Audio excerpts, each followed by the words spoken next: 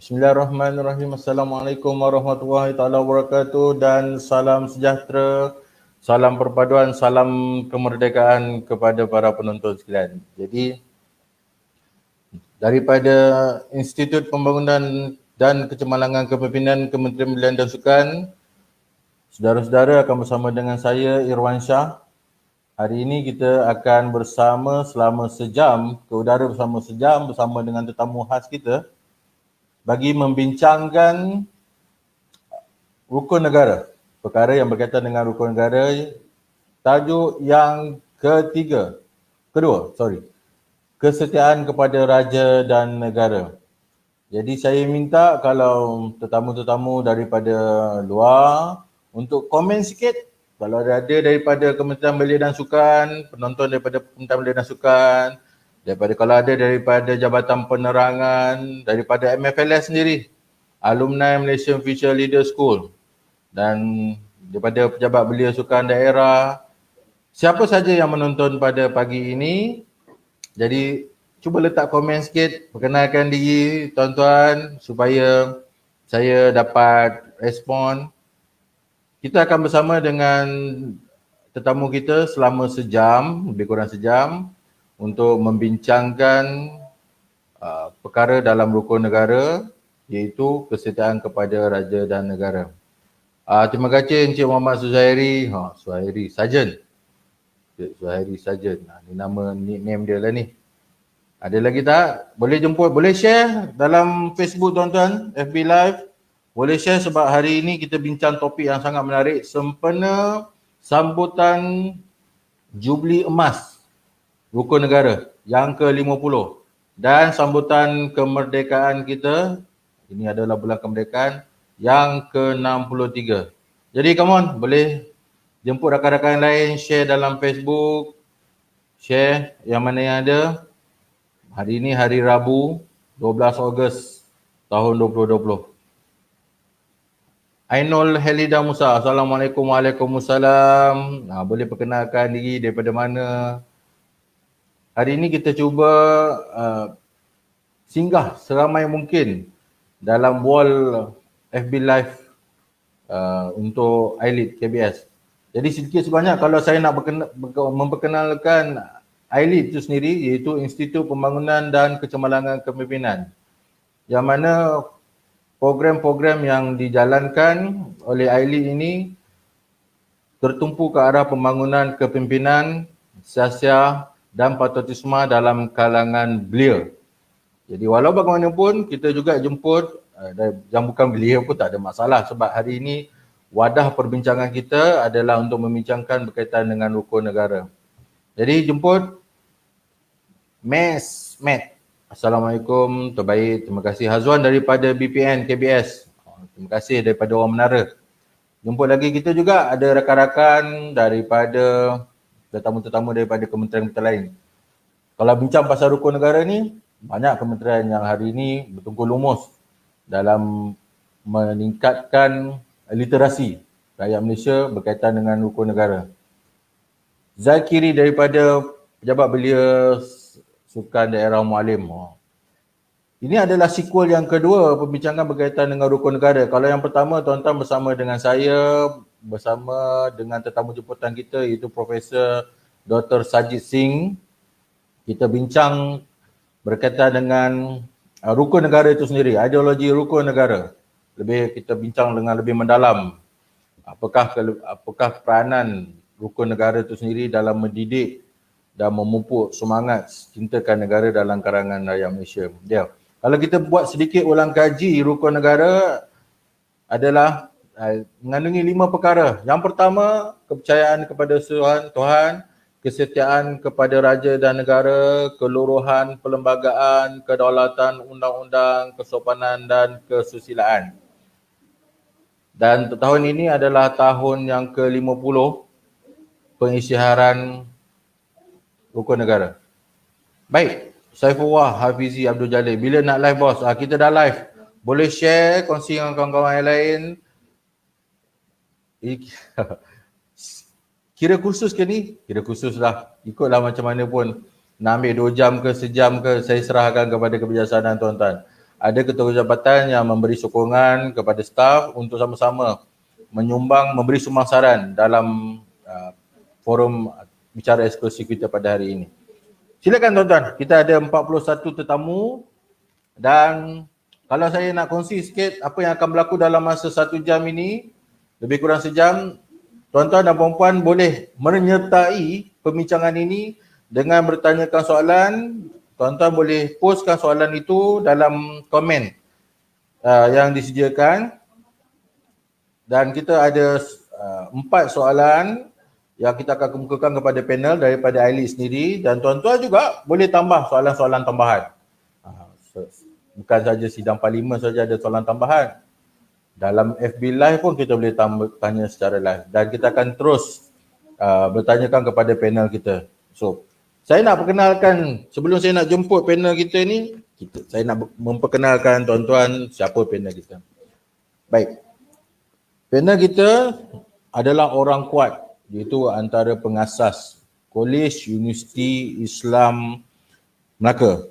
Baik, saya perkenalkan penolong Pesuruhjaya Bersekutu Pertahanan Awam, Datuk Profesor Haji Baharudin bin Haji Putih. Sekarang adalah pengarah dana pembangunan, juga Profesor Fakulti Bahasa dan Pendidikan Kolej Universiti Islam Melaka. Dari jauh daripada Melaka. Saya harap orang-orang Melaka semua sihat-sihat dan kami menyampaikan rasa simpati kami terhadap kecelakaan yang menimpa orang Melaka semalam. Hujan ribut, saya dengar dekat Ceng, bumbung terbang terutama di Betamalim. Kami menyampaikan rasa simpati kami kepada orang Melaka dan semoga mangsa-mangsa ribut peti itu tabah. Baik, kita ada 43 viewer. Siapa lagi yang akan komen sikit? Daripada Basri Mualim, daripada Pontian, kita ada daripada Pontian. Kita ada Nazri daripada PBSD Pontian. Baik, untuk berkenalan dengan tetamu jemputan kita sedikit sebanyak. Kalau dari segi curriculum vitae-nya, kalau saya nak sebut, tuan-tuan, antara pengalaman yang telah dilalui oleh penceramah kita bermula daripada seorang pendidik, seorang guru, kemudian menjadi pendaftar di Kolej Teknologi Islam Melaka pada tahun 2003 hingga 2007, kemudian menjadi timbalan naib Chancellor Akademik dan Antarabangsa Hak Ehwal Mahasiswa dan Alumni dan Pembangunan bermula tahun 2008 hingga 2014. Sewaktu itu Kolej Teknologi Islam Melaka ini telah dinaik taraf kepada Kolej Universiti Islam Melaka. Seterusnya menjadi timbalan naib Chancellor Jaringan Industri dan Masyarakat atau singkatan kepada JAIMAS bermula 2015 sehingga 2018. Menjadi Profesor Kuim, Profesor penuh di Kolej Universiti Islam Melaka bermula 1 Ogos 2014 hingga sekarang. Pernah memangku tugas Naib Chancellor Kuim pada Ogos hingga Disember 2014 dan jawatan beliau sekarang adalah Profesor Fakulti Bahasa dan Pendidikan Kolej Universiti Islam Melaka. Jadi dari segi akademik, panjang saya nak cerita, dari segi penerbitan ataupun tulisan yang telah diterbitkan oleh Datuk Profesor ini tidak kurang daripada 20 naskah terbitan yang telah diterbitkan. Okey, tuan-tuan, hari ini 12 Ogos 2020, hari Rabu, bersempena dengan bulan kemerdekaan dan bersempena juga dengan sambutan Jubli Emas Rukun Negara. Hari ini bicara eksklusif membincangkan perkara berkaitan dengan kesetiaan kepada raja dan negara. Untuk itu, saya tanpa membuang masa nak jemput Datuk Profesor untuk sama-sama membincangkan dan menjawab persoalan-persoalan daripada penonton-penonton dan juga ada soalan daripada Ailit yang kita sediakan. Baik, terima kasih. Assalamualaikum Datuk. Waalaikumsalam warahmatullahi taala wabarakatuh. Apa khabar Datuk? Baik, alhamdulillah. Saya nak bagi pantun sikitlah pada Datuk. Boleh. Kapal dagang dari seberang, syarat muatan kayu meranti. Dari Kuim Datuk bersiaran. Kami di Ailit KBS tingkat 5 sedia menanti. Itu pantun yang menarik sejak dulu dan kini dan selama-lamanya. Kalau boleh saya nak jawab sikitlah pantun ni. Sila. Awang larat angin puputan, berpuput bayu di Tanjung Jati, terjaga rapi daulatnya Sultan, lantaran setia kutah tangku beri. Sekali ikan di kali, tepat sekali. Baik Datuk. Kita nak bincang hari ini kesetiaan kepada raja dan negara. Dan Datuk adalah orang yang sesuai, pakar rujuk sebab Datuk adalah profesor di Fakulti Pendidikan dan Bahasa. Mungkin Datuk boleh huraikan sikit konsep kesetiaan dari perspektif warga negara Malaysia. Silakan Datuk. Bismillahirrahmanirrahim. Assalamualaikum warahmatullahi taala wabarakatuh. Melaka maju jaya, rakyat bahagia mengamit dunia. Itu slogan yang baru Kerajaan Melaka lah. Dan saya ucapkan terima kasihlah kepada moderator Saudara Irwan Shah dan salam kemerdekaan Malaysia ke-63 dan juga jubli perak kita rukun negara 50 tahun. Jadi untuk merujuk pada perbincangan kita bila kaitkan dengan kesetiaan tu, kita kena faham apa maksudnya setia, kerana dia melibatkan proses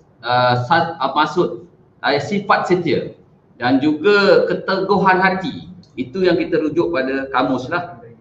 Dan bila disebut kesetiaan, dia wajib wujud dalam setiap individu di dunia, terutamanya warga negara dan juga rakyat Malaysia. Tidak berbelah bagi, maksudnya nilai-nilai murni yang wajib dan sikap yang baik terhadap negara dan juga sanggup mempertahankan negara.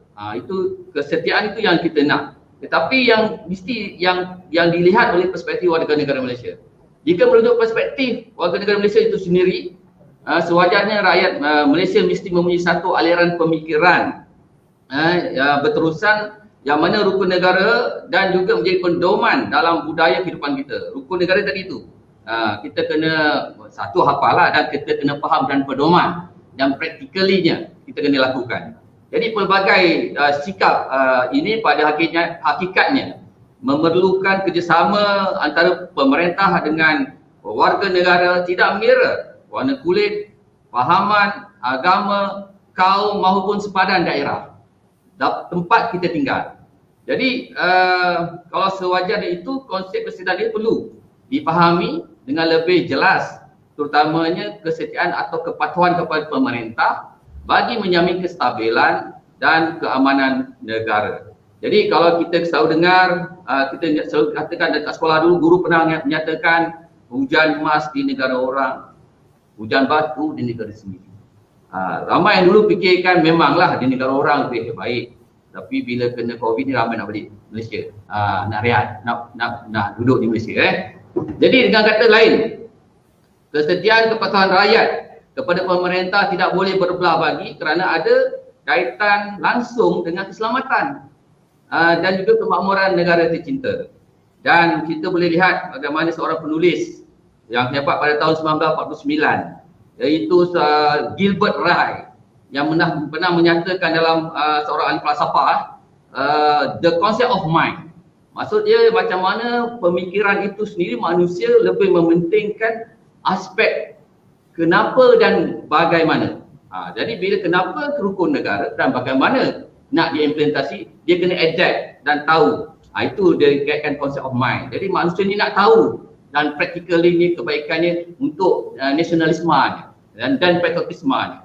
Jadi dengan konsep kesertaan ini timbul perasaan yang saya katakan tadi, patriotisme, iaitu cinta kepada tanah air dan nilai kesetiaan kepada raja dan negara. Itu yang sewajarnya yang kena ada. Jadi bila ada kesetiaan pada raja negara itu, kita kaitkan dengan konsep sewajarnya 5 rukun negara itu menjadi kunci. Prinsip-prinsip yang terkandung di dalamnya perlu dihayati untuk membentuk perpaduan kaum dan keharmonian demi kejayaan dan kestabilan Malaysia. Jadi rukun negara yang dinyatakan tadi itu kepercayaan kepada Tuhan, kepercayaan kesetiaan kepada raja dan negara, keluaran perlembagaan, kedaulatan undang-undang dan kesopanan dan kesusilaan. Saya rasa darjah 1 dulu pun dah hafal. Hari-hari cikgu suruh hafal. Dan kita cakap selalu, kita berbincang selalu. Tapi bagaimana dengan praktikalinya? Itulah dia. Maksudnya bagaimana kita harus menjiwai perspektif sebagai rakyat Malaysia tentang rukun negara. Okey, terima kasih Datuk. Baik, Datuk, kalau dalam konteks Malaysia, kita ada 9 raja-raja Melayu. Dan kalau kita ambil sejarah, sedikit sejarah ya. Dari segi kesultanan raja-raja Melayu ini, kalau dalam konteks Malaysia, bermula, kalau kita mula, yang paling tua adalah Kedah. Bermula seawal 1136 Masihi. Kemudian diikuti oleh Melaka pada tahun 1400 kesultanan dia. Kemudian diikuti oleh Johor, Selangor, Pahang, Terengganu, Kelantan, Negeri Sembilan, Perlis dan Perak. Hari ini, pada Malaysia pada hari ini kita ada Sabah dan Sarawak. Ramai orang melihat bahawa raja itu sendiri adalah sinonim kepada bangsa Melayu itu sendiri. Realitinya kita ada orang Cina, kita ada orang Sabah, orang Cina, orang Sarawak.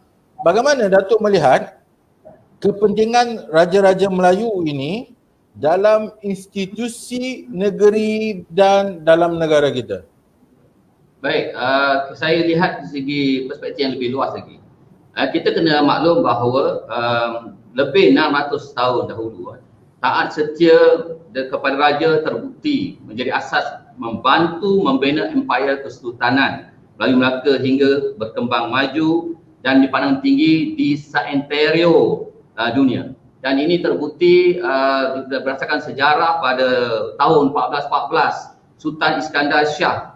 Kalau dulu nama itu nama Islamnya, nama yang asalnya Paramaswara. Hasil kerjasama erat pemerintah dengan rakyat mewujudkan kesepaduan yang kukuh. Jadi menelusuri konteks institusi raja di Malaysia hari ini, rakyat berbilang kaum, raja dan rakyat berpisah tiada, kerana sistem demokrasi berparlimen dan raja berperlembagaan merupakan prinsip kedua dan dalam rukun negara, iaitu kesetiaan kepada raja dan negara, umpama aur dengan tebing yang mengukur antara raja dan rakyat. Jadi konsep yang mengatakannya hanya untuk orang Melayu tidak jelas dan tidak tepat. Jadi kalau kita lihat bagaimana Malaysia sekarang mengamalkan pemerintahan beraja yang berperlembagaan, dan juga yang mana yang di Pertuan Agong, ketua negara yang berdaulat. Pemerintahan negara bercorak sistem demokrasi berparlimen dan raja berperlembagaan, yang mana rakyat terlibat dalam pemerintahan negara, yang mana raja-raja Melayu menjadi lambang taat setia rakyat di negeri masing-masing, mengikut enactment dan perlembagaan di negeri masing-masing. Jadi berujuk kepada bagaimana yang dikaitkan tadi, perkara 32 perlembagaan persekutuan yang di Pertuan Agong ialah ketua negara. Dia anggap sebagai supreme head. Supreme head ini dan mengikut perkara 44 yang mana yang di Pertuan Agong sebagai komponen yang berbentuk parlimen di negara ini. Jadi yang di Pertuan Agong adalah ketua negara yang harus ditaati dan juga dihormati oleh rakyat kerana adalah pemerintah tertinggi yang dibentuk oleh Perdana Menteri. Oleh itu rakyat Malaysia semestinya mengambil sikap menghayati betapa pentingnya raja sebagai simbol kemegahan negara dan seharusnya menyanjungi tinggi semangat raja berperlembagaan. Yang mana institusi raja tidak boleh dijadikan perkara-perkara lawak dan sebagainya dan oleh masyarakat dan warga negara Malaysia. Jadi dia memayungi semua masyarakat dan rakyat di dalam sebuah negara, terutama Malaysia. Jadi tak ada masalah. Jadi rakyat warga negara Malaysia mesti faham dan jelas bahawa perlembagaan yang ada masa kini mencatatkan peranan bagaimana peranan raja sebagai ketua negara. Ketua negara supreme head, ketua negeri bagi negeri-negeri seperti Johor, Selangor, Perak, Kedah dan sebagainya, dan juga Melaka yang diwakili Tuan Yang Termetun, termasuk Pulau Pinang, Sarawak dan Sabah. Oleh itu bagaimana kita boleh lihat juga dia adalah ketua agama Islam sejak dahulu lagi.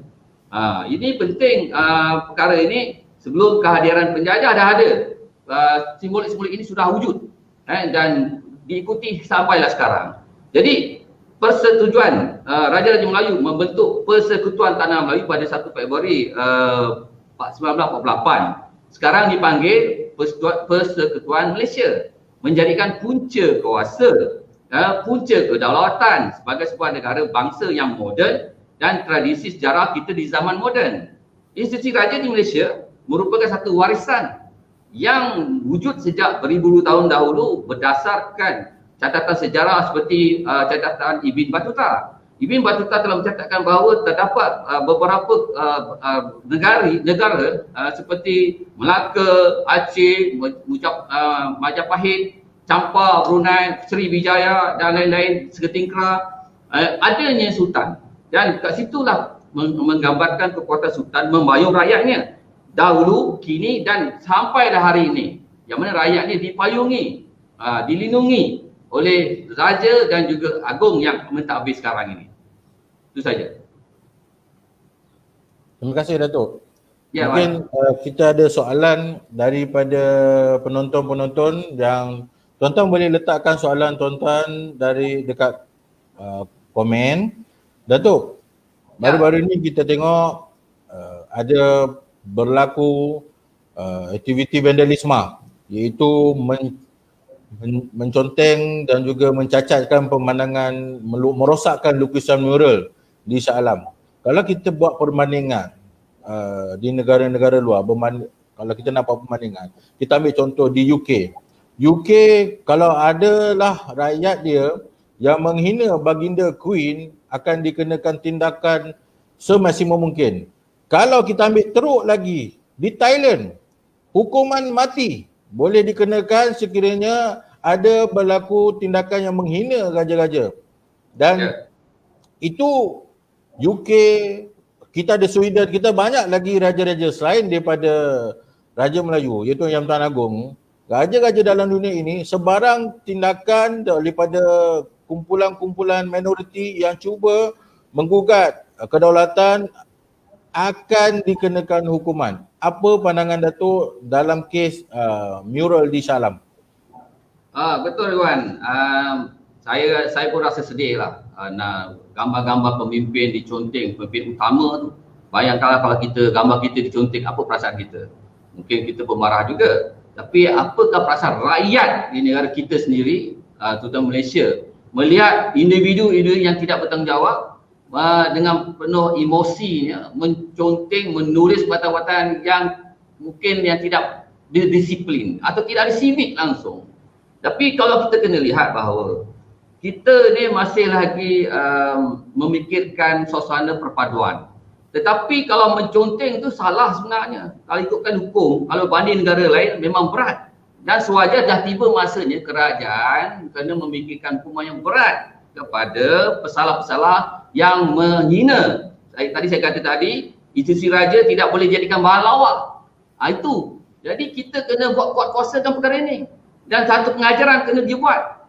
Supaya tidak wujud lagi selepas ini ada individu-individu sanggup nak menconteng dan menghina dalam dan luar negara.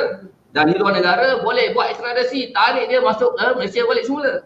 Kita tidak boleh semenang-menang kerana saya dah katakan tadi bahawa merujuk perkara 32 Perlembagaan Persekutuan yang di Ketuan Agong, ketua negara. Supreme Head yang mana di atasnya sekarang bersama dengan Parlimen. Itu yang kita kena faham. Kerana rakyat marah ikut emosi. Marah kepada siapa? Tetapi kena faham bahawa sejarah yang saya kaitkan tadi, sejak dulu 600 tahun dulu pun dah ada dah unsur-unsur kepimpinan tauladan dan juga unsur-unsur raja yang di bawah dinaungannya oleh rakyat. Dan sekarang raja berperlembagaan. Dan sewajarnya kita harus sedar kedudukan kita sebagai warga negara Malaysia, yang mana kita mesti sedar kita patuh dan taat setia. Loyalty itu yang paling penting. Itu yang kita patut. Kita berada di sini dan kita dah tahu bahawa Supreme Head itulah agung. Kita tak patutnya membuat perkara yang negatif yang boleh menggambarkan sesuatu sainis kepada negara-negara luar dan rakyat tempat lain. Jadi cuba bandingkan macam mana saudara Iwan cakap tadi di Thailand, di negara United Kingdom, sudah tentu pesalah tersebut akan mengalami hukuman yang berat. Tetapi mungkin dia tahu kita tidak ambil tindakan agaknya. Tetapi sekarang ni kena tiba masa jaga imej yang Tuan Agong dan juga sultan-sultan dan orang-orang tertentu supaya tidak ada satu penghinaan langsung yang dibuat oleh rakyat Malaysia sendiri yang dikatakan warga negara Malaysia yang IC biru. Sedangkan IC biru tu ramai orang nak tuntut di Malaysia, orang luar. Tetapi kalau rasa tak sesuai dengan sini, kenalah berpindah luar. Tetapi itulah hakikatnya. Sebagai warga negara kita kena patuh dan setia. Taat setia itu tidak berbelah bagi. Itu kena fahamlah. Itu ya. Baik Datuk, saya teringat dulu ada satu peristiwa, saya kira tak lebih 5 tahun dulu, ada sekumpulan warga negara yang menyerahkan kewarganegaraan Malaysia mereka dan mendapat dan cuba untuk meminta menjadi warga negara sebuah negara, kalau lebih tepat lagi England. Dan selepas kemudian daripada itu mereka rasa menyesal, mereka rasa mereka telah dianaktirikan di negara baru mereka. Jadi ini adalah natijah daripada ketidakfahaman dan ketidaksetiaan mereka kepada negara. Saya nak ambil satu komen Datuk daripada pendengar kita, daripada Encik Saiful Yusof. Melaka sebuah kota yang cukup hebat dengan sistem kesultanannya atau Raja Melayu suatu ketika dahulu. Akhirnya sistem itu terhapus di Melaka selepas jatuh ke tangan penjajah. Datuk terangkan tadi konsep kesetiaan. Apa yang digambarkan jatuhnya Melaka ini, dia adalah kata lawan kepada kesetiaan, iaitu pengkhianatan. Bagaimana mungkin berlaku pengkhianatan ini Datuk, sedangkan pada waktu kemuncaknya kesetiaan rakyat kepada raja tidak berbelah bagi, seantero dunia mengenal Melaka di atas kebolehan rakyat Melaka pada waktu itu. Boleh Datuk uraikan? Ya, terima kasih kepada Saiful Yusof. Jadi memanglah dalam sejarah turun naik pemerintahan tu memang ada, dan kita dah wujudkan perpaduan yang mana Sultan Agong ataupun ketua tu adalah memegang sebagai payung agama Islam, perpaduan wujud, dan ketika itu umat Islam berkembang dan semua aktiviti berkembang dengan baik. Tetapi apabila datangnya pedagang-pedagang luar negara yang berniaga dengan niat yang tidak baik pada awalnya, dan bila akhirnya ada unsur-unsur pengkhianatan di situ, menyebabkan orang yang kita percaya, kita yakin telah memberikan laluan kepada orang luar untuk bersama menjatuhkan Sultan Melaka. Memang Sultan Melaka hebat seantero dunia. Kita tahu dalam sejarah bukan sahaja ditulis oleh sejarah Melayu, sejarah-sejarah di Eropah pun memang tulis. Sebab tu orang Eropah sanggup datang ke Melaka, ke Kepulauan Melayu semata-mata dia kata nak rempah. Rempah penting kepada mereka. Untuk apa? Makan putih canai ke? Masak asam ke? Atau apa ke? Tapi bukan kerana rempah. Dia vision dia misi penjajahan dan juga agama dan kekayaan yang kita ada ketika itu. Dan jatuhnya Melaka memang, tetapi kerana serangan daripada Portugis. Bagaimana Portugis nak masuk memang susah, tetapi disebabkan itu Portugis dalam menggunakan orang dalaman, Lopez de Esquerra datang. Lepas tu Albuquerque pun datang. Albuquerque yang conquer. Albuquerque, orang panggil Albuquerque. Jadi itu yang kita nak melihat bagaimana kelonggaran perpaduan jatuh, tetapi jatuh pergi ke tempat lain, airnya kekal. Ada juga raja-raja di negeri lain. Mereka pergi ke Muar, pergi ke Siak dan lain-lain. Tetapi sejarah telah membuktikan penjajahan Portugis lebih kurang 280 tahun. Belanda datang dengan 300 tahun, Inggeris datang dengan 100 tahun, Jepun 5-6 tahun. Tetapi kita bersyukur Melaka tetap ada. Hanya tak ada sultan aja. Dan dia hanya Tuan Utama Tun, yang mana Tuan Utama Tun mewakili agung.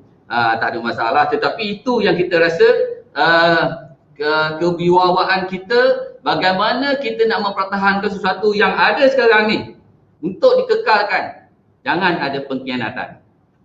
Terima kasih. Baik, tak ada? Baik. Speaker. Mic. Suara. Okey Datuk. Baik. Kalau kita nak fahamkan lebih lanjut kepada rakyat Malaysia ni tentang konsep kesetiaan kepada raja dan negara ni. Pertama kita nak beritahu dia yang macam Datuk ulas tadi, pentingnya institusi raja tu sendiri kepada institusi negeri dan negara. Dan kenapa? Datuk juga beritahu mereka kepada raja-raja ini adalah the gatekeeper. Maksudnya the keeper dalam konteks agama, tanah-tanah, adat, dan saya sebutkan tadi, kalau dari segi salah silah mereka itu sendiri bermula daripada 1136, itu Kedah, Melaka 1400. Dari segala sejarah dan juga kalau kita katakan bolehlah saya nak katakan warisan Melayu itu adalah dalam pengetahuan mereka. Kalau kita nak tengok kita sendiri, kita boleh ingat keturunan kita, saya ingat 3-4 keturunan je kot. Saya sendiri akui kalau ingat keturunan saya 3-4 lapis je. Saya tak boleh ingat sampai 1400. Tapi mungkin dengan simbol yang bertahan ini, kalau dia kata dia the life heritage, satu warisan yang hidup ini kalau dapat dikekalkan, saya pasti penantangan ataupun pengkhianatan itu tidak boleh berlaku. Kalau kita ambil kira penguatkuasaan yang telah ada dalam perlembagaan dan undang-undang yang boleh diambil tindakan terhadap anarki ataupun orang-orang yang cuba menghasut, menghapuskan raja-raja ataupun mengubah perlembagaan yang mempertikaikan perihal raja-raja Melayu ini, saya kira kita dah cukup undang-undang. Soalan seterusnya yang saya nak tanya pada Datuk, apakah peranan kerajaan bagi memupuk kesetiaan kepada raja dan negara sampai bila-bila? Sebab kita sekarang ini berhadapan dengan generasi milenial. Anak-anak muda yang cara belajarnya berbeza, cara didikannya berbeza. Kalau boleh saya katakan, mak ayah dia tu bin yang sebenar. Tetapi ibu bapa yang mengajar mereka adalah media sosial. Boleh Datuk ulas? Ya, kita sekarang ada banyak profesor Google kan, yang mana kebanyakannya semua dapat maklumat hanya di ujung jari. Yang mana ujung jari itu iaitu zaman globalisasi. Kalau zaman kita dulu kita mencari, sekarang ni tidak perlu dicari, semua hanya di depan mata. Dan aspek meningkatkan kefahaman patriotisme ni amat penting kepada belia kita, masyarakat kita, anak muda kita. Kerana jika dibiarkan tanpa wujudnya sokongan, dorongan, kekuatan, aktiviti, mungkin akan lemah dan mungkin pupus. Ini kita risau. Kalau dulu kita lihat bagaimana hebatnya belia-belia kita, masyarakat kita, warga negara kita yang dahulu memperjuangkan nasib untung warga negara dan rakyat Malaysia, hari ini terbentuknya Malaysia dengan begitu sukar sekali, walaupun orang kata tidak ada berlaku peperangan besar, tapi perundingan demi perundingan ada juga peperangan-peperangan yang kecil yang mengganggu-gugat kestabilan penjajah. Itu satu perjuangan pun besar juga kalau ikutkan dengan darah diri sendiri. Dan itu yang kita nak, bagaimana selepas 63 tahun kita merdeka. Yang katakan generasi milenium ni kan, generasi Y dan Z ni. Bagaimana semangat patriotisme dia yang berrasa cinta kepada tanah air. Itu yang penting. Yang mana bahasa Latin ni kalau ikutkan patria ialah bahasa Latin, dan bahasa Greek yang patris. Itu dia gabungkan patriotisme. Kalau ikut dalam kata kamus Webster, the devoted love, the support of defense of the country. Bagaimana perasaan yang ada anak muda sekarang? Berbanding dulu semangat tu masih lagi membara selepas merdeka. Saya dilahirkan sebelum merdeka. Selepas merdeka. Jadi masuk ni terasa lagi bahang semangat patriotismenya. Dan kita lihat, kita risau untuk meyakinkan, membawa balik semangat ini supaya tidak pupus. Kalau kita lihat bagaimana Soviet Union pada tahun 1999, dia buat satu era post Soviet Union pada tahun persidangan 1999 menjadikan sebuah ideologi yang nasional yang baru, yang bersemangat patriotisme sebagai asas kepada warga negara mereka, terutamanya golongan belia. Begitu juga dengan mereka, pada awal ni sudah pun macam nak turun pun ada, tetapi apabila berlaku 11 September 2001 dulu, yang mana Amerika telah dilanggar oleh jatuhnya bangunan tower tersebut, dan akhirnya mereka menaikkan semangat rakyatnya. Itu semangat damai itu kajian yang telah dibuat oleh beberapa individu luar negara, macam mana mereka menaikkan semangat. Macam contoh ni Soviet Union yang dikaitkan dengan yang dikaji oleh Sharp pada tahun 2001. Begitu juga dengan Euban dan Parker 2002 pada Amerika Syarikat. Dan kita juga sewajarnya sentiasa melonjakkan semangat patriotisme ni ke tahap yang lebih maksimum. Tapi kita risau sebab ada banyak kajian-kajian yang kita lihat tadi, yang era globalisasi ni, bagaimana kajian-kajian yang dibuat oleh Tuah Pah et al. Pada tahun 2016 yang lepas, yang melihat bahawa tahap patriotisme belia kita masih rendah. Di tahap rendah, maksudnya tak sampai 90%, hanya 73% sahaja. Begitu kajian lain pun ada, dia agak sederhana. Dan begitu juga kajian saya sendiri bersama kumpulan saya pada 2017, yang mana toleransi kaum, tahap patriotisme amat memuaskan saja, memuaskan, bukan amat tinggi. Di peringkat universiti. Tadi di sekolah pun kita kaitkan, universiti pun bagaimana. Jadi kita lihat juga perkara-perkara ini, adakah di sekolah tu ada masalah kerana gadget ada ataupun kurikulum dia. Kurikulum tu ada juga buat kajian tentang sejarah, kurikulum sejarah. Contohnya Awang Kesumeh pada 2009, dia lihat pendidikan sejarah, mumpuk semangat kewarganegaraan yang tercima, bagaimana, adakah wajib, dan bagaimana prestasinya. Dan juga Hazri sama juga mendukung utama bahawa kumpulan patriotisme lebih kena utamakan juga dalam bidang buku sejarah tersebut. Dan bagaimana adakah perkara ini digalakkan, diwajibkan. Sekarang memang dah wajib, tapi practically adakah kelangsungan itu wujud dalam sanubari pemudi-pemudi kita, generasi kita.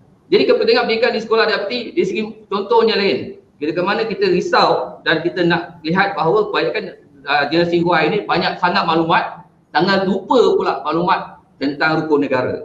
5 rukun negara pun takut mereka lupa.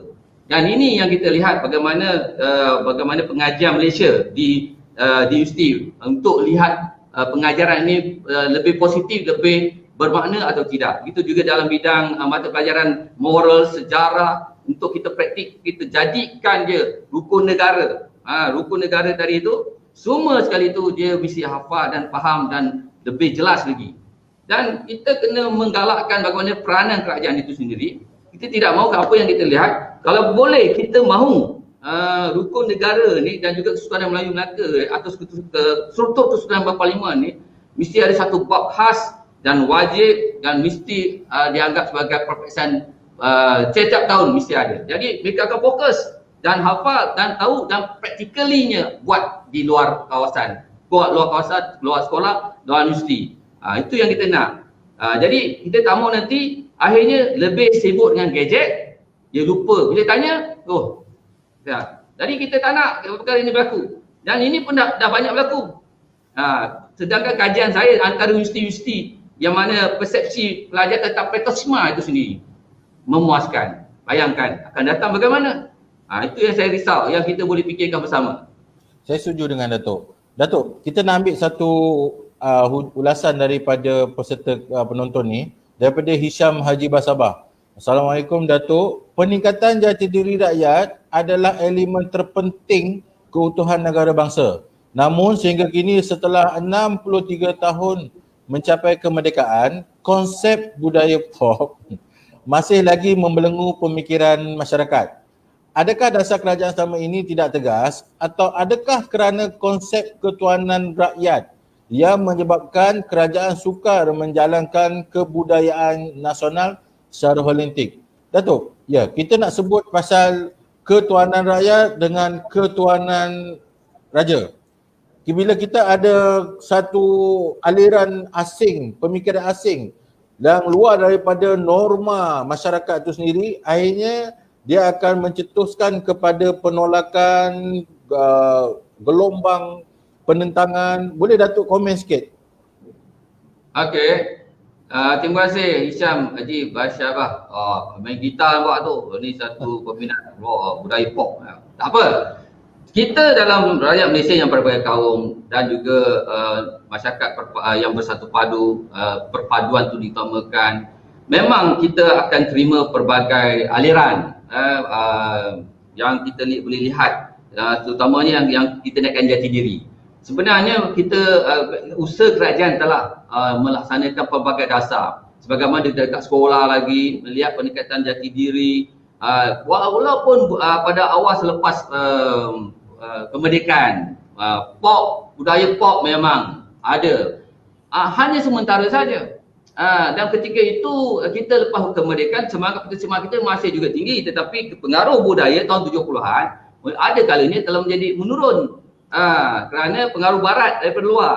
Dan dasar kerajaan kita mesti ada. Kita memang menggalakkan juga pelbagai seni kesenian yang boleh mewujudkan perpaduan dan tidak melanggar peraturan undang-undang. Dan kerajaan juga saya lihat banyak telah melaksanakan aktiviti-aktiviti yang bersifat yang mengaitkan tentang nasionalisme, yang mana pelajar, belia dan semuanya sedang didedahkan tentang semangat cinta akan negara dalam semua aspek termasuk kesenian. Walaupun adanya kesenian-kesenian luar, semangat patriotisme itu tetap kukuh. Walaupun tidak sekukuh yang kita fikirkan, hanya pemikiran budaya je yang melihat pelajar-pelajar ataupun masyarakat belia tersebut dengan berpakaian, itu menyebabkan semangat tu dikata geluntur. Tetapi ada juga yang berpakaian seperti rockers tetapi semangat patriotisme yang tinggi dan sanggup mencipta lagu-lagu patriotisme. Dan ini kita boleh kaitkan bagaimana dasar kerajaan memang tegas tetap patriotisme, tetapi dilonggarkan dengan budaya kita tetapi tidak melanggar undang-undang yang telah ditetapkan oleh negara. Jangan salah gunakan platform yang sedia ada untuk tidak menghormati undang-undang negara. Dan saya lihat perkara ini boleh kita lihat dan semakin lihat budaya pop ni dah tak begitu menyerah sangat. Kebanyakan semua menggunakan budaya generasi Y dan Z ni, iaitu gadget yang ada. Tetapi pengaruh tu ada, tapi tak sampailah sampai satu masyarakat tu semua, belia tu semua berpakaian kawayak rabak. Itu. Tapi dia masih lagi ada sifat sopan santun, tata susila yang kita lihat bahawa hari ini pendidikan itu penting, memberikan banyak info kepada tentang tentang Perlembagaan Agung dan juga bersifat perlembagaan dan berdemokrasi itu sendiri. Dan kesedaran ini dapat difikirkan oleh belia dan tidak ada masalah sebenarnya. Dan kita kena tahu hala tuju belia itu dan berpandukan itu, kita kena berpandukan juga mereka supaya mereka sedar adanya budaya timur yang sepatutnya dihayati. Kalau ikutkan semua orang kena pakai baju songkok kepala masing-masing kan, tetapi kita kena adaptasikannya juga. Itu saya. Okey Datuk. Baik. Hari ini orang lihat bahawa apabila sebut kesertaan pada raja dan negara, raja itu sendiri adalah membawa kepada sinonim kepada orang Melayu, adab Melayu, bangsa Melayu, tanah Melayu. Realitinya, pasca merdeka, melalui konsep Josali iaitu kewarganaan melalui cara kemasukan yang dipersetujui antara orang bukan Melayu dengan orang Melayu, yang mana peranan utamanya adalah mesti mendapat blessing ataupun perkenan duli-duli tuanku. Ada soalan daripada pendengar kita, kenapa masih ada warga negara Malaysia masih memilih untuk tidak menghormati kedudukan raja-raja Melayu dan masih merasakan raja-raja Melayu untuk orang Melayu? Adakah benefit pada orang Melayu saja? Mungkin Datuk boleh komen, adakah orang Cina, orang India, Sabah, Sarawak tak dapat benefit daripada sistem demokrasi berperlembagaan, demokrasi berparlimen, raja berperlembagaan, yang mana kesetiaan kepada raja dan negara ini dia rasa tak ada sebab I have nothing. Saya tak dapat apa-apa pun daripada kesetiaan kepada raja. Mungkin Datuk boleh ulas? Terima kasih Saudara Muhammad Rosli Mahmud. Oh, gambar pun dekat Switzerland ni. Switzerland mungkin sana raja mungkin tak jauh sakit lah kan. Tapi apa yang dikaitkan oleh saudara tadi, bagaimana beruntungnya kita warga negara Malaysia dan juga yang dikaitkan dengan kaum-kaum yang dulu datang ke Malaysia secara langsung automatik jadi warga negara Malaysia. Kita patut bersyukur yang melaksana, yang mengizinkan ialah sultan-sultan tu berbincang dan memang ada ketua ni iaitu Agong, yang mana persetujuan raja-raja Melayu tadi yang saya katakan membentuk Persekutuan Tanah Melayu pada 1 Februari 1948 itu sendiri, yang ada punca kuasa, dan punca kuasa inilah memayung semua rakyat Malaysia sampai hari ini. Dan saya rasa tidak tepat mengatakan bahawa hanya untuk orang Melayu saja. Sebenarnya dia Sultan dan Agong ini memayungi semua rakyat yang di bawah baginda Sultan. Dan saya rasa ada masalah kenapalah tidak dapat, sedangkan ramai yang dengan adanya naungan Sultan ini, orang bukan Melayu atau lain pada orang Melayu niaga dengan bebasnya, dan keuntungan pendapatan pun berlipat kali ganda, dan boleh pergi sahaja di mana sahaja, dan boleh belajar di mana sahaja, dan boleh belajar dengan bahasanya sendiri, boleh menggunakan nama bahasanya sendiri. Saya tak ada masalah. Sebenarnya kita hanya berfikiran, jangan berfikiran sempit. Kalau kita berfikiran sempit, kita akan lihat kesempitan yang lebih bermasalah. Tetapi kalau kita berfikiran lebih luas, kita lihat sendiri bagaimana semua orang dapat belajar, bagaimana semua orang dapat menjalani perniagaan, bagaimana pendapatan itu kita boleh kaya seorang diri, dan tidak berlaku di negeri lain, di negara lain, yang mana kekayaan kita itu nanti akan diambil oleh kerajaan dan kita tidak ada apa-apa. Penat juga, bayar cukai sana, bayar cukai sini, tetapi kita pun ada cukai, sistem cukai memang ada di dalam dunia ni. Tapi kita kata patutnya berasa bersyukurlah kerana kita dapat duduk dalam sebuah negara yang berbilang kaum, dinaungi oleh raja dan sultan, dan kita rasa bangga walaupun persepsi yang mengatakan sultan dan raja itu hanya untuk orang Melayu. Memang kalau ikut petabalan, kenalah ikut budaya dan istiadat yang telah ditetapkan. Kita tak boleh campur-campur sebab ini telah diamanahkan sejak 600 dulu lagi yang sebagai saya bincangkan tadi. Jadi sebagai rakyat Malaysia, kita bersyukur kita dapat duduk di sini dengan aman harmoni, kita jadi kaya raya dan bantulah rakyat Malaysia yang lain. Terutamanya kalau contohnya semalam dekat Malim ada ribut, ada susah, bantu. Kita bukan lihat orang-orang tertentu dengan pada kaum tertentu, tidak. Kita menunjuk bagaimana perpaduan membina nasionalisme bangsa Malaysia yang sejati. Terima kasih. Okey, betul Datuk. Saya setuju dengan Datuk. Kita sebut pasal keadilan sosial, kesamaan, menuntut hak sesamaan. Akhirnya kita kembali kepada kita ada tuan kita, dan tuan kita jamin kedudukan semua orang dalam perlembagaan. Kalau saya boleh kupas sikit dalam perlembagaan Malaysia, perkara 153 kedudukan kedudukan istimewa orang Melayu adalah menjadi tanggungjawab Yang Bertuan Agong untuk menjaga kedudukan istimewa orang Melayu dan kepentingan sah kaum-kaum lain. Macam Datuk ulas tadi dari segi ekonomi, carilah duit, carilah harta sebanyak mungkin. Tak akan ditekan.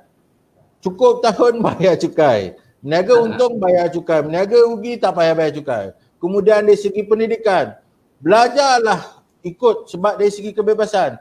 Ikutlah nak belajar macam mana pun. Nak amalkan budaya, sambutan keagamaan. Buatlah macam mana. Asalkan mengikut perundangan yang telah digaris panduan yang telah ditetapkan. Saya ingat dalam konteks keadilan sosial daripada Sabah sampai ke Perlis, kerajaan telah jamin melalui kedudukan Yang Bertuan Agong. Datuk, seterusnya. Dapat.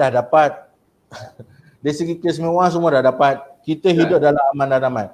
Dalam COVID-19 itu sendiri, bagaimana prihatinnya Yang Bertuan Agong dan juga Raja-Raja Melayu cuba sedaya upaya untuk menstabilkan politik kita, untuk menstabilkan ekonomi kita melalui kuasa eksekutif, iaitu Perdana Menteri. Datuk, mungkin Datuk boleh ulas sikit bagaimana rakyat Malaysia boleh menzahirkan konsep kesetiaan kepada raja dan negara dalam kehidupan harian kita. Adakah macam saya tengok kita dah ada trend dah. Kalau kat Melaka tu dah ada trend pakai tanjak. Kita dah ada trend pakai tanjak. Hari ni saya pun ingin nak pakai tanjak tapi terlupa. Maafkan saya. Jadi mungkin Datuk boleh kongsi, cadangkan, sarankan kepada penonton di luar sana, rakyat Malaysia, bagaimana kita nak zahirkan kemuliaan dan juga mengangkat kedaulatan raja-raja itu, kesetiaan kepada raja dan negara dalam kehidupan harian kita. Silakan Datuk. Ya, terima kasih. Setiap negara mempunyai warga negara yang hebat. Yang hebat mesti ada kaitan dengan semangat patriotisme yang amat tinggi. Yang itulah yang menjadi kebanggaan satu institusi pengajian itu sendiri ataupun satu institusi raja itu sendiri.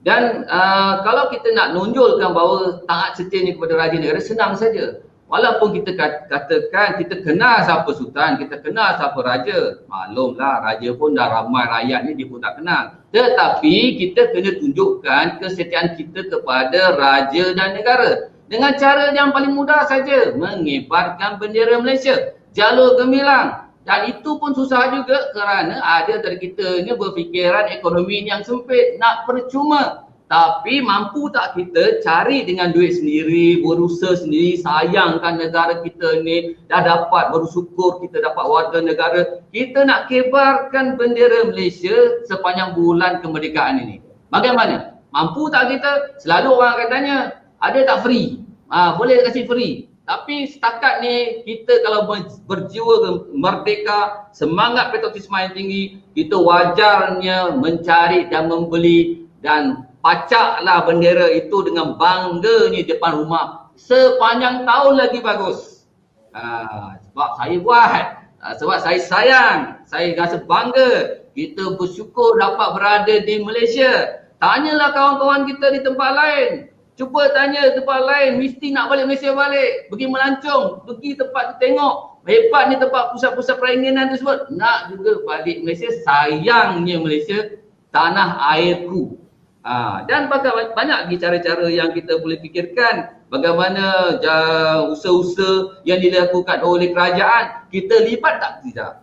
Contohnya perbarisan hari kemerdekaan, berapa ramai yang sanggup terlibat. Tetapi ramai yang mengatakan masa itu cuti, nak bercuti.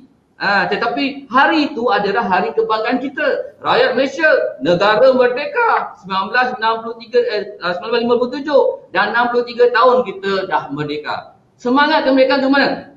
Kita tidak mahu berlaku di sebuah negara yang berdekatan dengan kita. Hari kemerdekaannya, dia nak dicuti, separuh penduduk dia keluar melancong di negara lain. Jadi semangat itu bagaimana? Jiwa itu bagaimana? Kalau sebagai kita, seorang yang dicontohi pada hari kemerdekaan itu, kita pun tak menganggap tak penting.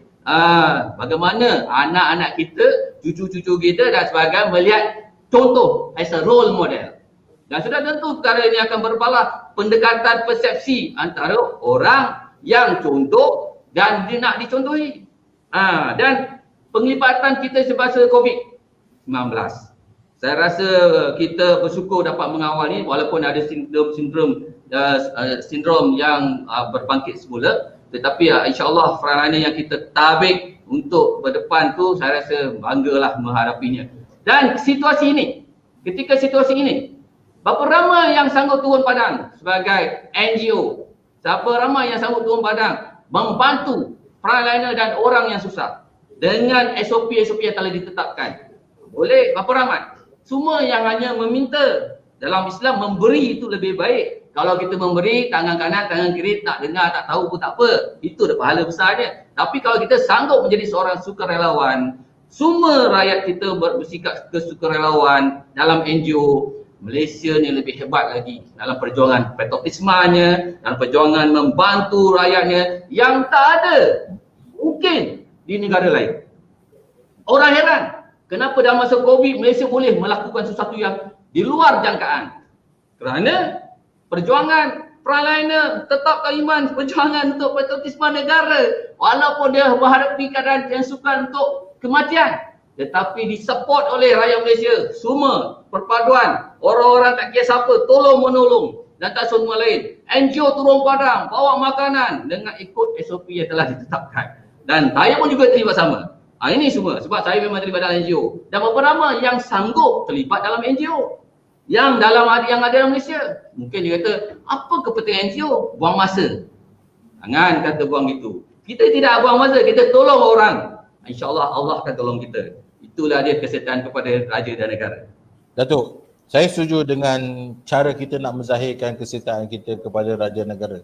Datuk sebut tadi pasal penglibatan kita dalam NGO. Ya, kita ada 24 jam sehari. Kita kerja 8 jam cari makan. Selepas itu, kalau saya ambil contoh Datuk untuk saya nak beritahu kepada pendengar-pendengar. Datuk sendiri aktif dalam NGO seperti Pesuruhjaya Negeri Melaka dalam Majlis Dakwah Malaysia, Jawatankuasa Eksekutif Majlis Datuk-Datuk Negeri Melaka, penolong Pesuruhjaya Bersekutu Pertahanan Awam bagi Angkatan Pertahanan Awam, kemudian penasihat orang pekak dan bisu Negeri Melaka, pengurusi gagasan Negeri Melaka berkaitan dengan pendidikan anak-anak Melayu Melaka. Dan kalau tak salah seingat saya Datuk adalah penasihat ibu-ibu tunggal Negeri Melaka.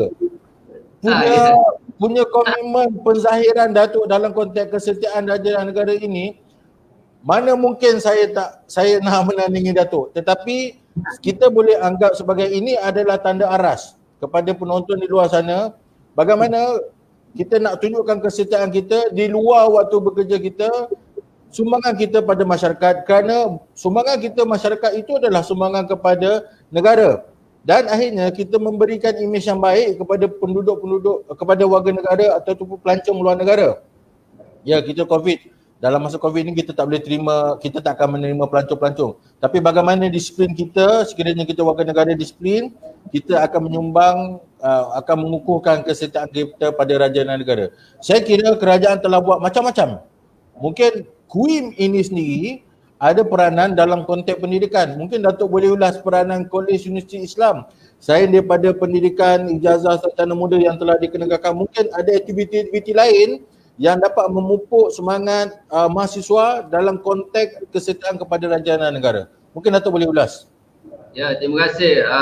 Kalau sebut NGO ni memang masa tak cukup. Tetapi kita kena ingat bahawa dalam satu hari ada 24 jam. Kita kerja 8 jam. Mungkin kita boleh berkhidmat untuk perjuangan 2 jam. Itu hari kerja ataupun 3 jam. Kalau Sabtu Ahad memanglah ramai kata waktu tu waktu berkeluarga, family. Jadi kadang-kadang family pun penting. Kita nak lihat suasana yang lain pun penting. Jadi masa tu kalau kita pandai menguruskan, Allah pun telah menurunkan ayat wal asri innal insana lafi khusr, demi masa sesungguhnya manusia itu dalam keadaan kerugian. Macam mana yang kita rugi kalau kita membazir masa? Tetapi kalau kita tolong orang, kita bantu orang, kita terlibat dalam NGO, macam-macam benda akan tolong kita balik. Macam juga falsafah, tolak air, sekeliling air akan datang ke keliling kita. Tolak air, selalu akan datang ke keliling kita. Rezeki pun banyaklah datang ke keliling kita. Itu falsafah dia. Dan kalau kita nak lihat bagaimana kita bina diri kita sendiri, datang kerja. Pukul berapa kita datang kerja?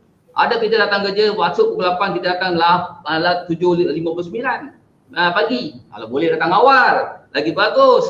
Itu contoh-contoh yang kita harus laksanakan dalam intipati diri kita, kita membina diri kita. Jadi kalau dilihat di segi aspek itu, masa dalam NGO banyak yang kita boleh lakukan bersama. Hanya nak ke tak nak, minat atau tidak. Dan begitu juga pelajar yang datang ke Kolej Islam Melaka, hampir daripada 6-7 ribu orang ni.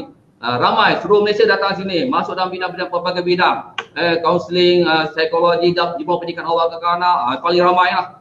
Jadi mereka masuk pada awalnya ialah pelajar pada sekolah yang datang kepada satu institusi pendidikan tinggi yang zero, walaupun dah ada pengetahuan tentang pengetahuan berkaitan dengan co-curriculum di sekolah. Tetapi bila sampai sini kita bina jati diri mereka, sasiah diri mereka, semangat jiwa mereka dalam pelbagai aktiviti co-curriculum dan juga perbincangan-perbincangan secara ilmiah. Dan ini kita galakkan mereka masuk dalam aktiviti, masuk dalam badan uniform, pelibatan mereka dalam masyarakat, turun padang, bersama-sama membantu masyarakat. Dan Kolej Islam Melaka kita bina pelajar-pelajar itu di segi kepimpinan. Dan pada awalnya mereka kata, saya tak yakin. Akhirnya kita bina sama-sama dengan haiwan pelajar dan wujudkan mereka ini terlibat dan minat. Bila tamat mendapat scroll, mereka berkhidmat bekerja di jabatan kerajaan atau swasta, jiwa mereka dalam NGO akan tetap tebal. Dan itu yang kita bina sekarang ni. Kita tidak mahu yang kita kan kaitkan tadi,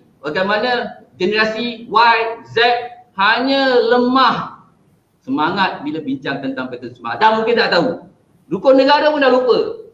Tapi kena perbaiki. Dan di sinilah tempat mencanainya jiwa dan panel supaya mereka membina semula, meyakinkan diri. Dan Alhamdulillah kita telah melahirkan ramai graduan sejak 2003 dahulu sampai sekarang. Convocation lebih kurang 16,000 orang. InsyaAllah alumni kita. Terima kasih. Okey, Datuk, kita ambil soalan daripada pendengar, daripada penonton kita, daripada CK Kamarul.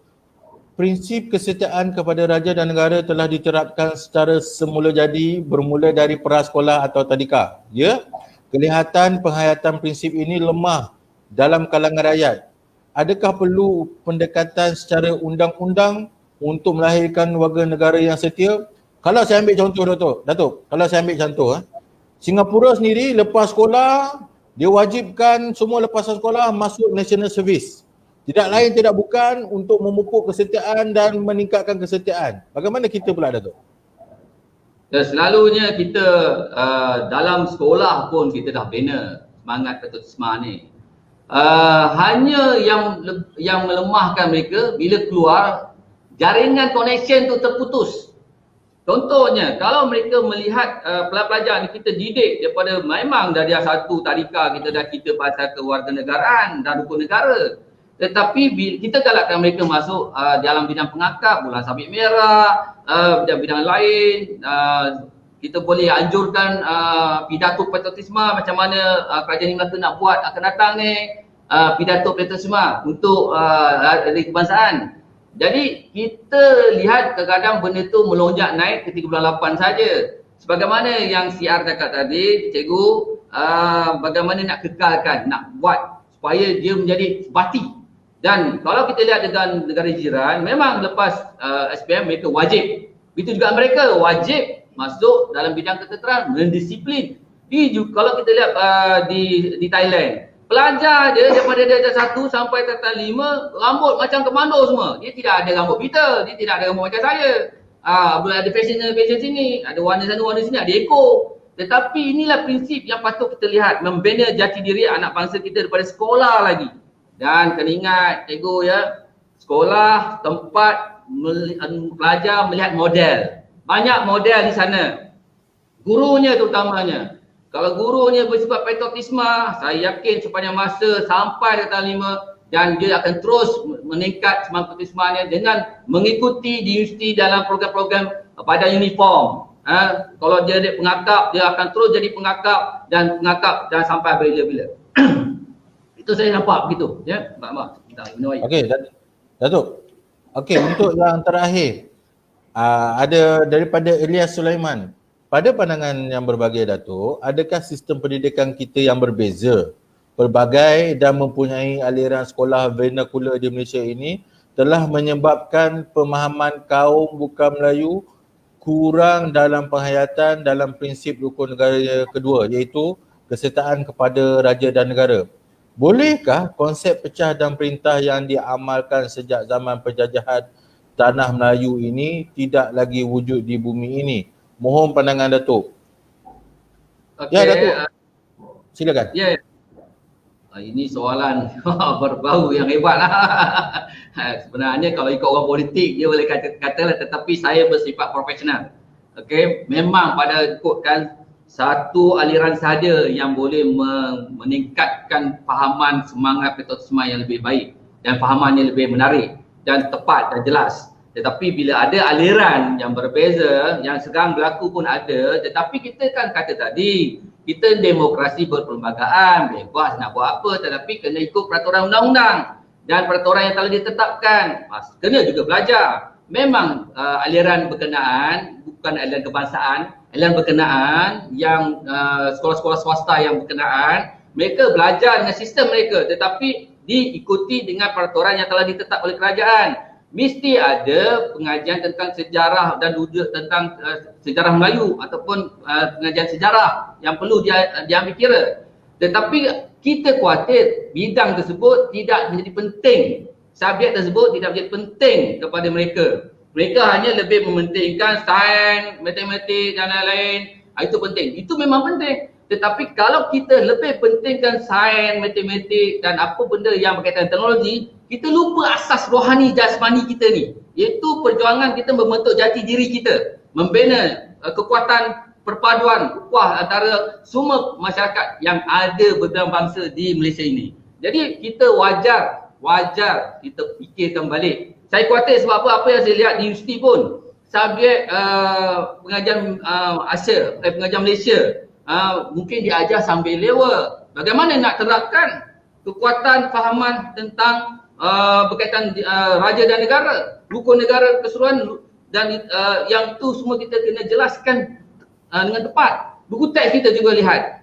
Buku teks dia di sekolah. Dalam bidang rukun negara berapa page? Saya rasa dalam 3 page saja menerangkan asal usul rukun negara dan juga raja berperlembagaan. Mungkin kita boleh fikirkan wajibkan satu bab khas berkaitan dengan rukun negara, peta kepentingannya, contoh dan tauladannya dengan detailnya, satu bab khas.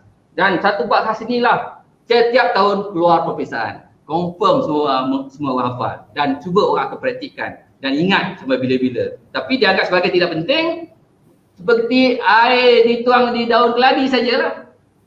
Jadi kita pun kena menasihatkan juga, kita beri pandangan yang positif supaya kita ni berikan kaum kena faham. Dan kita katakan tadi bahawa Sultan dan Raja itu bukan untuk orang Melayu saja. Dia memayungi semua rakyatnya, warga negara Malaysia yang ada hari ini. Dan mereka bebas dan mereka boleh melaksanakan jalan hidup yang terbaik. Dan kita tidak mengganggu berbanding tempat lain, tak boleh. Kita boleh tetapi berbalik pada asas, iaitu setia kepada Raja dan negara. Baik Datuk, untuk yang terakhirnya, tamadun Babylon jatuh bukan kerana teknologi dia. Pada di waktu puncaknya, dia adalah satu kerajaan yang bertamadun. Begitu juga dengan Rom, begitu juga dengan kerajaan Mesir Purba, kerajaan Majapahit. Semua ini, kerajaan ini kalau kita tengok sejarah, yang mempunyai teknologi yang maju ke hadapan dari segi pembuatan dan reka cipta yang lebih advance dalam segala hal. Tetapi hari ini tak ada satu pun yang kekal kerana jatuhnya disebabkan oleh pengkhianatan. Pengkhianatan segolongan manusia yang bermula daripada seorang, kemudian bercambah, akhirnya runtuh satu tamadun. Mungkin untuk kali yang terakhir ini, minit-minit terakhir, Datuk boleh bagi rumusan pada kami semua bagaimana mungkin untuk kita untuk menafikan ataupun kita nak elakkan daripada sejarah itu berulang kembali dalam konteks pembinaan Malaysia berjaya. Boleh Datuk? Terima kasih. Memang kalau ikutkan, kita belajar sejarah. Kita belajar banyak tamadun yang dahulunya hebat. Sekarang ni tinggal nama dan kenangan saja. Kita lihat bagaimana sebuah negara dahulu begitu hebat, contohnya Babylon dengan dengan kehebatan teknologinya. Lepas tu Babylon tu memang berada di Iraq. Iraq pun hebat dulu satu ketika dahulu. Saddam Hussein kepimpinan dia. Dan kita lihat macam mana Libya, sebuah negara yang hebat tetapi sekarang ni bermasalah yang teruk. Bila ketiadaan pemimpin yang dulu yang menyebabkan satu pemusnahan dan sistem yang telah dibina beratus-ratus tahun. Dan itu adalah kerana sifat pengkhianatan yang kita tidak boleh terima. Kerana kita nak melihat orang seseorang itu jatuh, akhirnya dia tarik semua jatuh. Ini yang kita tidak mahu perkara ini berlaku pada rakyat kita. Kalau mereka faham tentang rukun negara, kesetiaan kepada raja negara, saya yakin perkara ini tak ada wujudnya sifat-sifat pengkhianatan. Kerana itu ada unsur-unsur yang orang luar akan cuba menarik dan membantu menyebabkan ada antara mereka ini merasakan mereka perlu untuk mendapat tempat tersebut. Dengan cara yang berbeza, dengan cara yang dikenaki sendiri, ini akan menimbulkan masalah yang besar kepada semua rakyat dan negara. Dan ingat, bila jatuh satu hari, nak membangunkannya bukan satu hari. 100 tahun pun belum tentu lagi. Orang kata jatuhnya Kota Melaka, papan di Jawa aku dirikan. Bagi saya bukan papan di Jawa. Apartment lah, banglo lah, kan, ataupun sesuatu yang dipikirkan tertentu. Tapi kenapa papan di Jawa? Kenapa tidak di Melaka? Kan, ini yang kita pelik. Kalau jatuh Kota Melaka, tapi bila? Tapi mana papannya? Ada sejarah melihat papan tu? Tak ada. Ini kata-kata, tapi bila kata-kata perbuatannya sekali jatuh, nak bangun, belum tentu boleh bangun sebagaimana yang kita ada sekarang. Dah jatuh, kita nak bangun balik bukan senang.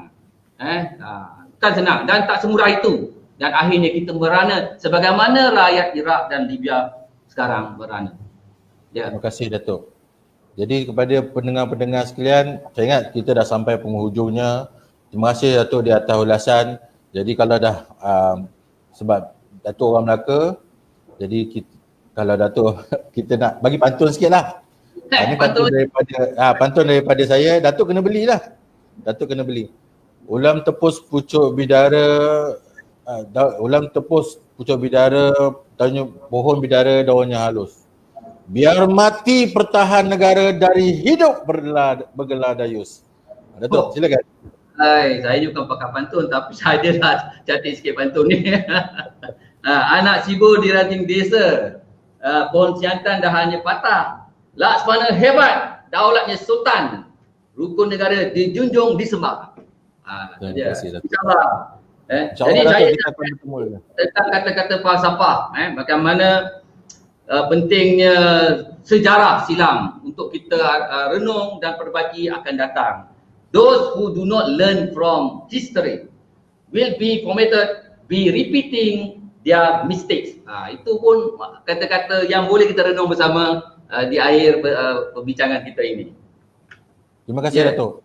Kepada pendengar-pendengar sekalian, saya ucapkan terima kasih kepada penolong Pesuruhjaya Bersekutu Pertahanan Awam Datuk Profesor Dr. Haji Baharudin bin Haji Putih daripada Kolej Universiti Islam Melaka di atas perkongsiannya. Saya juga nak mewar-warkan kepada pendengar-pendengar sekalian, janji temu kita pada 19 Ogos. Kita akan membawakan tetamu kita iaitu Profesor Madya Dr. Syamarahayu Abdul Aziz yang akan membincangkan konsep rukun negara iaitu perkara keluruhan perlembagaan. Pada 19 Ogos 11 pagi. Nantikan janji temu kita bersiaran secara langsung daripada FB Live Ailit KBS tingkat 5 Presi 11. Jadi tuan-tuan, saya nak minta juga pendengar-pendengar, jasa baik pendengar, kita ada kawan-kawan kita daripada Dayang Nur Ashirin daripada Langkawi, kita ada Basri Alang, Hazwan Sapuan. Saya juga nak minta jasa baik kepada tuan-tuan untuk berikan sedikit isi borang penilaian untuk kita buat penambahbaikan pada masa akan datang. Jadi saya ada letakkan dekat dalam komen ini alamat, pautan dan tuan-tuan boleh tekan klik and then isi borang bantu kami untuk kami menambah baik perkhidmatan dan juga penyampaian kami.